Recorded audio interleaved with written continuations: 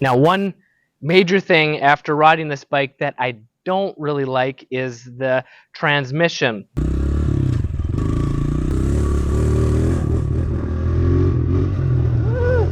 So far, Honda's the only one to make a 125 or smaller dirt bike with fuel injection, but is that enough to make it a good bike for you? Well, I'm going to share with you what to expect when you buy one of these CRF 125Fs and why you should or shouldn't buy one for you or your kid or grandkid. First off, this is a air-cooled 4-stroke trail bike that is designed for beginners, first-time riders, or casual trail riders. It's a lot more affordable than a race bike because it is lower performance, but that doesn't mean it's necessarily bad. For example, the air-cooled engine is super simple and reliable compared to a liquid-cooled engine because there's no radiators. It has a very smooth and predictable and reliable power curve. So this means that when you hit the throttle, it's not going to fly out from under you like a race bike. And with the heavier flywheel weight and the smooth power at low end, it's going to be really easy to learn to use the clutch on because the engine keeps chugging and it'll resist stalling better. And the next, the suspension, it's not really adjustable. I mean, you got the preload adjuster on the rear shock to adjust the ride height, but other than that, it's not adjustable, which is fine. It makes it less things to worry about, and it's nice and plush. It's really good if you're in the 80 to 120 pound range, but once you get heavier than that, or if you're riding more aggressively, you're gonna bottom out the suspension. You're gonna hear clunks if you're jumping it or riding on fast trails, and that's when it can start to get dangerous because you might fly off of it. So it's really good for beginners because it is so soft, so it absorbs all those small bumps, whereas a motocross or enduro bike, the suspension is stiffer,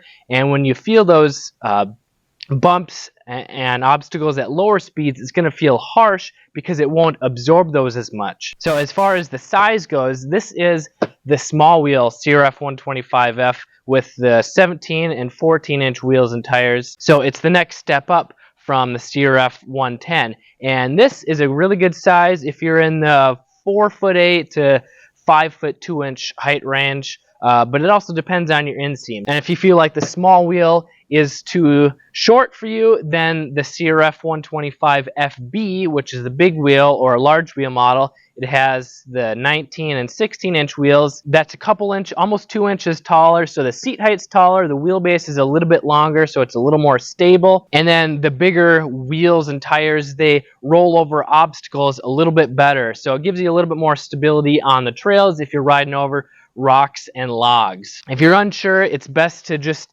sit on the bike, and as long as you can touch with one foot, you don't need to flat foot with both feet, but if you can touch with one foot with the other one on the foot peg, that's good, because even though it's not good technique to have your feet on the ground while riding, it does really build your confidence if you're a new rider, if you can easily touch the ground when you're starting, or if you come to a stop, especially on like a hill, because if you come to a stop and you can't touch the ground, you're gonna fall over, and it just makes it a little bit more intimidating if you're a new rider, whether it's you, your wife, your kids.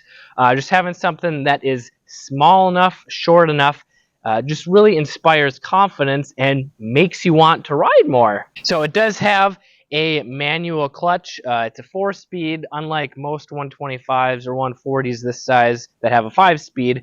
Not a big deal, but first gear is low enough, and the clutch is really easy to use. It's pretty easy to pull, cable clutch. So this is the smallest dirt bike you can buy from Honda that has a clutch.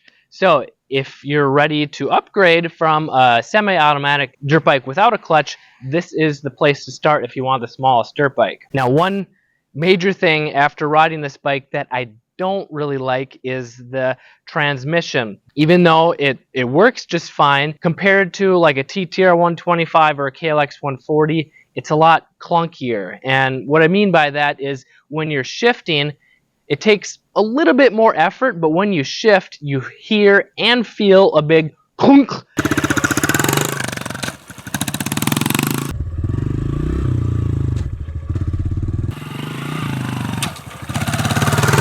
and it's like it lunges you forward just a little bit. So that's without using the clutch to shift, and it does that for pretty much every gear. And I also noticed that it makes a little bit more noise while riding if you're under a heavy load. But obviously I'm an adult, so there's more load on it with the extra weight. But I don't think it'll be a reliability issue in the long run as long as you change the oil regularly. But it's just one minor complaint. I don't know if it has to do with being made in China or just Honda changing the way that they make their engines just to be a little bit cheaper so that they can make more profit.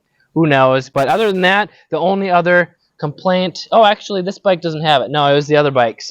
So far, that's really the only complaint that I have. If you're living in a noise conscious area, the stock exhaust is really nice and quiet. I really recommend not taking the end cap baffle out to make it louder or have more power, especially if you don't retune the carb or fuel injection. It's probably going to run worse. So keep it quiet so that you don't lose your riding area. And next, comparing the carb to the fuel injection. Obviously, this is the fuel injection model 2020. They started in 2019, so 2013 to 2018 is the carb. And I have enough experience with carburetors that I got fuel injected for that reason. Even though carbs can work great, over the years I've spent more time cleaning and troubleshooting carb problems than I'd like. So getting a fuel injected bike is a lot nicer, but as long as you're using your bike every month or two and you're using good gas with little to no ethanol, the carb can work just fine. But the fuel injected bike, it starts up, it runs super smooth, always good throttle response, and you're not going to have to deal with jetting if you're going up or down in elevation. But if you're doing any mods to it, like the exhaust or the engine or the intake, you probably want to get a fuel tuner, which is a few $100. That's why I'm probably just going to keep everything stock on this. So just to sum it up, this is a good bike if you're a beginner in the 4'8" to 5'2" height range. You want a manual clutch, or if you're just an adult with really short legs like me that wants a bike that's super easy to learn on, to ride, to build up your confidence quickly before going up to a full size or motocross or enduro race bike. So if this is your first dirt bike for you, your kid, or you're just getting back into riding and really want to build your confidence quickly, I encourage you to check out this video on how to ride your dirt bike for the first time. I'm Kelly Fager from Motocross Hideout. Learn more, ride more.